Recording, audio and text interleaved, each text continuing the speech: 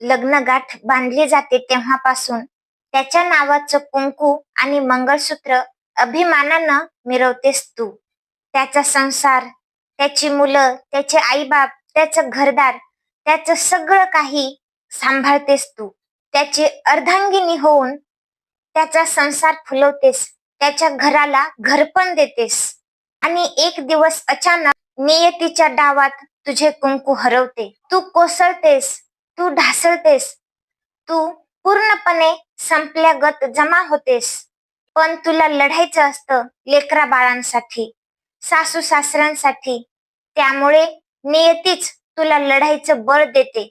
त्याच्या अर्ध्या राहिलेल्या स्वप्नासाठी, मोडलेल्या संसारासाठी तू एकटीनं पुन्हा पुन्हा उभी राहतेस, पुन्हा पुन्हा जगायला लागतेस. पदर खोचतेस आणि तू पूर्णांगिनी होतेस. तू लेकरांची फक्त आई असतेस, आता बापही होतेस. सगळं दुःख गिळून आई बापाची भूमिका बजावतेस. सांग ना सखे, तू कुठं ग कमी पडतेस? तुझं कपाळ आणि तुझं आभाळ दोन्हीही सुनं असलं तरी तू अख्खं आभाळ पेलतेस, गड्यासारखं राबतेस. सांग ना ग सखे, तू कुठं कमी पडतेस?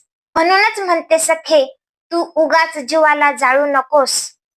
म्हणूनच म्हणते सखे, तू उगाच जीवाला जाळू नको. पूर्णांगिनी आहेस तू, तुझं कपाळ सुनं ठेवू नकोस. तुझं कपाळ सुनं ठेवू नकोस. ही कविता तुम्हाला कशी वाटली कमेंट बॉक्स मध्ये नक्की सांगा. धन्यवाद.